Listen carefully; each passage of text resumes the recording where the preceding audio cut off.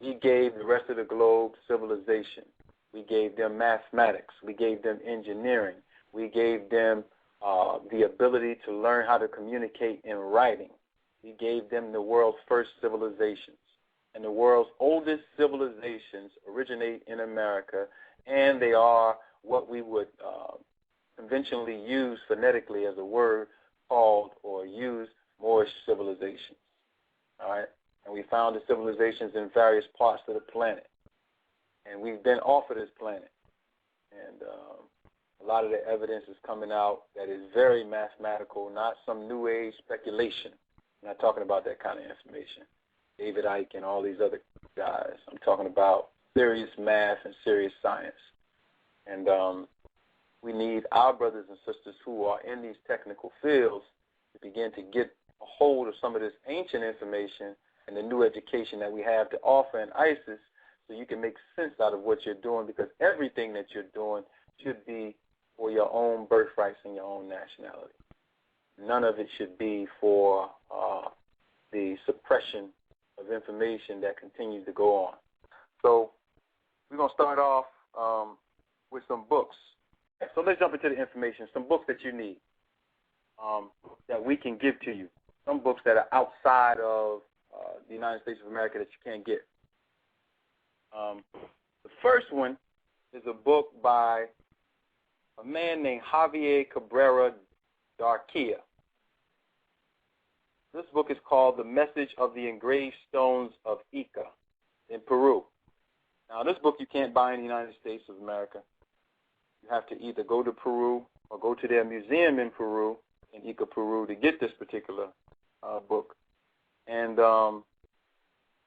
this particular book you won't find online anywhere except for a few websites that have some pictures and depictions of what he has in the book. Now, why the book is important is because this is one of the books that I'm going to use tonight, and the actual materials from the museum to show the antiquity of the age of the people that we call Amaru, all right, who are the oldest tribe in the Americas, whose descendants are the so-called Olmec and the so-called Maya, who became the so-called Cherokee, Choctaw, Lenape, on down the line, who are misnomered as African Americans, Negroes, black folk, all those other terms that don't denote or tell them who they are.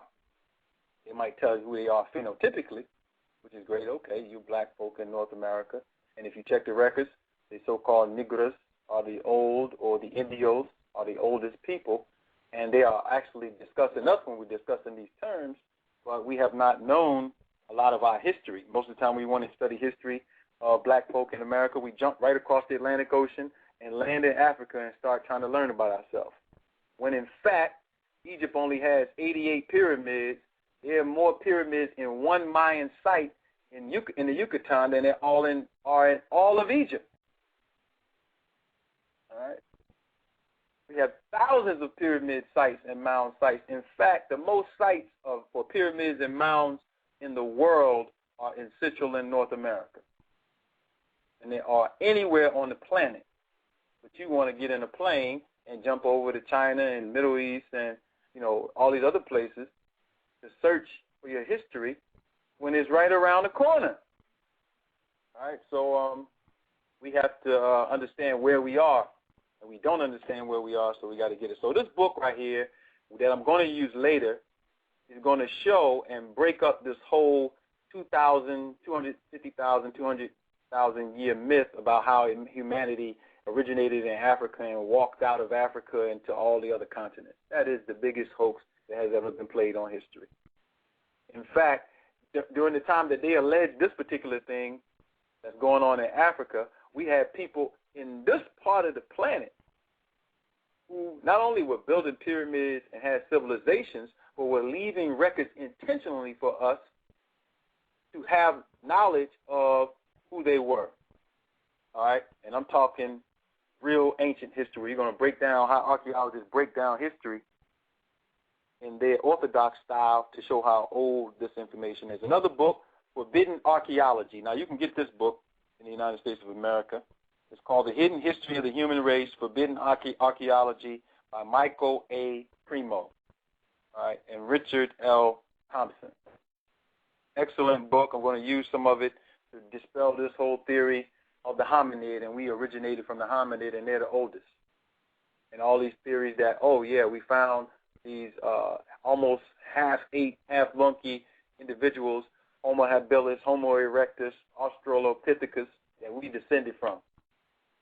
The ancient records say a whole different story. When you read the records of our records in South America or the Indus Valley or even in Egypt and Kemet, none of our ancestors said we originated from monkeys. So all of our great scholars, they're great, but a scholar like Sheikh Anta Diop, Dr. Ben, Ivan Van Sertima, they gave us a wealth of information, and we are proud of them for what they did, and we honor them as deified ancestors. However, we have to have the scrutiny to dispel the parts that don't go along with our Aboriginal records, and that part does not go along. In fact, our people wrote about these particular creatures that as if they lived during the same time that these creatures lived, and they talked about how they got like that. So now we are trusting these foreign archaeologists to tell us about our history because we're illiterate and we can't read our languages or interpret our languages. And when we go to white schools, they make us, scholars for the purpose of continuing colonization. All right, so that's important that we get that book.